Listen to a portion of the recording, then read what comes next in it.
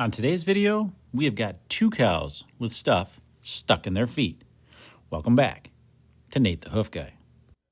First up is this girl, and I'm not 100% sure what this is, but I do know for certain it doesn't belong here.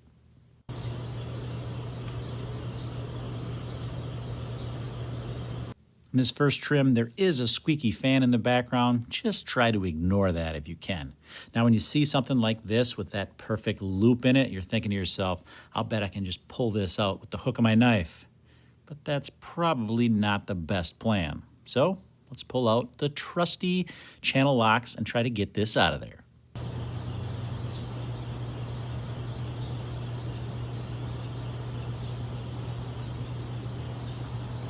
As I mentioned earlier, I'm not exactly sure what this thing is. It's obviously stainless steel, and it's got some twist in it, like maybe a spring of some sort, some type of spring steel. But like I said, I don't know what it is, but it was in there. And it's probably going to be in there quite deep, so we've got to figure out exactly how deep as we trim this down. If it got to the corium, there's going to be problems.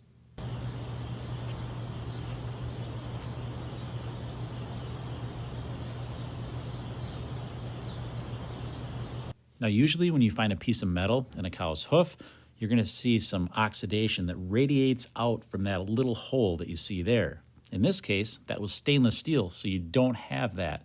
But you're still going to have that hole that you got to work all the way down to make sure that it doesn't get to the corium. So we're going to pare this away all the way down, and hopefully, if we're lucky, it didn't go all the way through.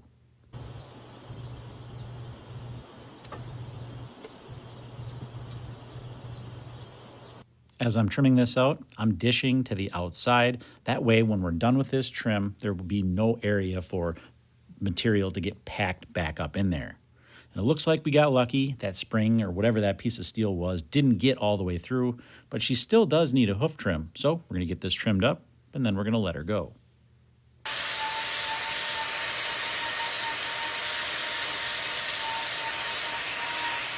If you're wondering why these hooves are so dark, it's just because of her breed. She's probably got some Jersey or some brown Swiss mixed in. They have black hooves, so hence why they're black. Nothing wrong here, no bruising, nothing like that. It's just the natural color of her hooves. As we zoom in here, you can see as I've dished this out, and you can see exactly how close that was to going all the way through. But we got lucky. This foot can go down, and she is done. Next up, well, this cow is favoring this foot, and that's because she's got stuff packed right up in here.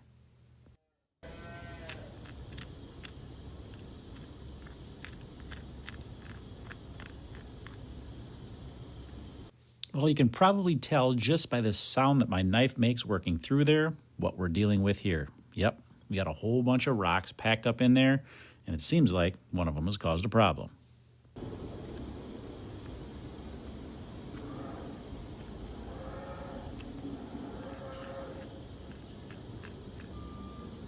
When I'm dealing with rocks like this, I try to clean this area out as best I can with my knife first, just so I don't hit any of these rocks with the carbides on my cutting wheel. While it may seem like, damaging a knife is more problematic than damaging these carbides, it's not actually the case. I need nice, sharp carbides to make sure this cutting goes well when I'm trimming these hooves. If you don't, it just makes the overall trimming process take that much longer with every other cow after this that I trim. So I need nice, sharp carbides because the majority of what I'm doing when I trim is grinder work. I'm shaping feet, trimming feet, things like that.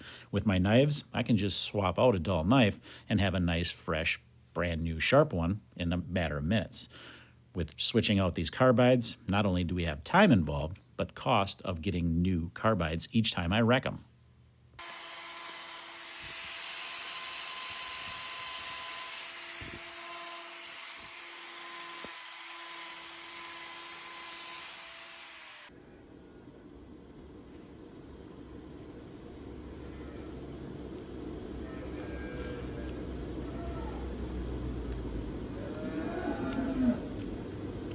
Here you can see what those rocks do when they get trapped inside a sole. You'll notice I've got that sole trimmed nice and flat all the way around that, and yet in this area, those rocks have created a larger hole, worked their way down in there, removing hoof horn as they go. they keep doing that all the way through, well, then obviously we have problems. So we've got some lameness here with this cow, so obviously these rocks are causing a problem.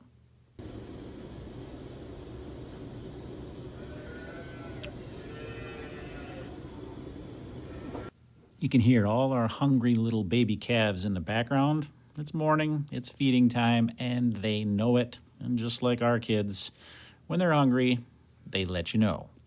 What I'm working on here is just working down all the way to the, removing any separation, trying to get all the way down to the bottom of this crater, if you want to call it that, where these rocks have dug their way and excavated their way and abraded down in this sole. I'm trying to find the bottom, making sure, trying to look for where they may have punctured through. Like I said, she is showing lameness, so something's going on here. We just have to investigate it. I got to continue to follow any of these dark marks and see if they go to the corium. Now, generally, you'll hear me talk about don't chase marks and if there's no lameness. Well, in this case, there is lameness, so we do follow those marks and try to get to the bottom of them.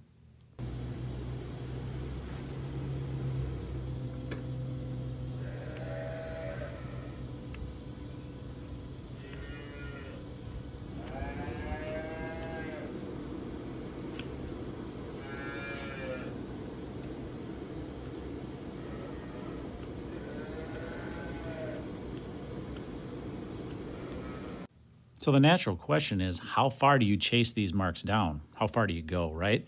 Well, anytime you see a crack in that white line, you need to follow it all the way until it terminates, especially when you're dealing with a case of lameness like this, because ultimately it's probably going to work its way all the way to the corium, so you continue to follow it. As soon as it terminates, well, then you know it's not there anymore. So that's how far you go. If you get to the corium, obviously you know then that you can stop. If it doesn't, if that mark fades away, you then once again know that you can stop because there is no crack left to investigate.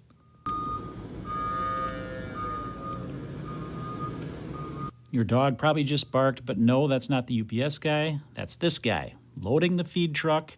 It's the backup alarm you hear in my videos sometimes. As we zoom in, you can see that mark is fading away, but there is some darkness up underneath there. It's a little bit of bruising from those rocks. Doesn't look like anything is punctured through. You can go from the side here, you can see it's nice and clean in there now, but that bruising is likely what was causing that lameness because those rocks were pushing on it. It is soft, so that means I'm gonna put a block on that other claw, take the weight off of this one, and just let it heal. We'll let her out, we get this on here, and you can see it definitely improved the situation. She's walking much better now, and that's the key, getting that claw all balanced back up again and getting all of that debris removed from there so that she doesn't put weight on it anymore. Like I said, let her out, and she's doing better. And until next time, we will see you on the next one.